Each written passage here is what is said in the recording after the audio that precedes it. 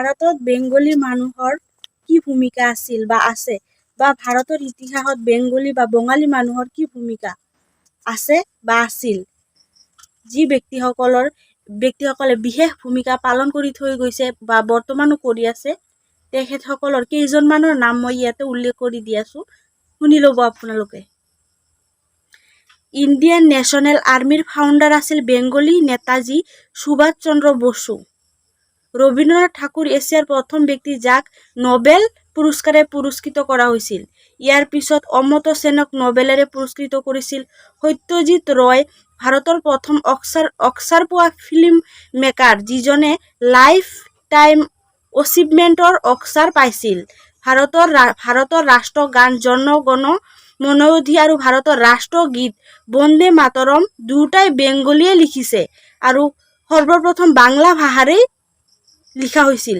জনগণ লিখিছে ৰবীন্দ্ৰনাথ ঠাকুৰে আৰু বন্দে মাতৰম লিখিছে বঙ্কিম চন্দ্ৰ চট্টোপাধ্যায়ে। বাংলা ভাষা গোটেই পৃথিৱীত ৭ নং ভাষা হিচাপে ব্যৱহাৰ হয় আৰু মানুহে কয় ভাৰতত ২ নং স্বীকৃত ভাষা হিচাপে ব্যৱহাৰ হয়। গোটেই দুনিয়াত ২১০ মিলিয়ন মানুহে বাংলাক নিজৰ ফাৰ্ষ্ট লেংগুৱেজ হিচাপে ব্যৱহাৰ কৰে। ত্ৰিপুৰাৰ অফিচিয়েল লেংগুৱেজ বাংলা আৰু অসম আৰু আন্দামান নিকোবৰৰ ছেকেণ্ড লেংগুৱেজ হিচাপে বাংলাক ব্যৱহাৰ কৰা হয় বা মানুহে কয়। চন্দ্ৰমুখী বসু আছিল ভাৰতৰ প্ৰথম গ্ৰেজুৱেশ্যন কৰা বঙালী মহিলা। মিউজিকৰ বাবেতো বঙালী বিখ্যাত সকলোৱে জানে। R.D. বৰ্মন, S.D. বৰ্মন, কিশোৰ কুমাৰ, কুমাৰ চানু, চান, শ্ৰেয়া ঘোষাল, বাপ্পী লাহিৰী আৰু বহুতো আছে। ৰিলিজিয়নৰ ফালৰ পৰা কেইগৰাকী মহৎ ব্যক্তিৰ নাম মই কৈ আছো।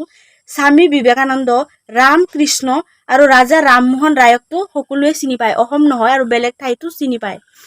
ভাৰত আন্দোলনৰ বেংগলীয়ে বিশেষ ভূমিকা পালন কৰি আহিছে।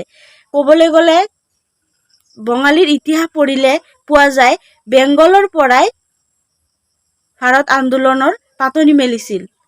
বিশেষ ব্যক্তিকেইজন হ'ল সুভাষ চন্দ্ৰ বসু, ক্ষুদিৰাম বসু, সূৰ্য সেন, ৰবীন্দ্ৰনাথ ঠাকুৰ, শ্যামাপ্ৰসাদ মুখাৰ্জী। ভাৰত আন্দোলনৰ কেন্দ্ৰবিন্দু আছিল তেখেতসকল। খেলা-ধূলা বা স্পৰ্টছৰ ফালৰ পৰা মন্টোছ ৰয় এছিয়াৰ প্ৰথম বডি বিল্ডাৰ যাক মিষ্টাৰ ইউনিভাৰ্ছৰ এৱাৰ্ড দিয়া হৈছিল।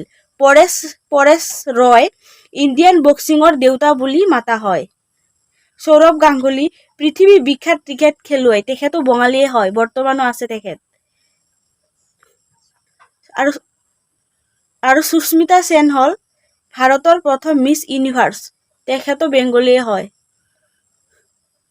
এতিয়া ভাৰতত বঙালীৰ কিমান ইতিহাস আৰু বৰ্তমানো কিমান গুৰুত্ব বহন কৰি আছে বঙালীয়ে,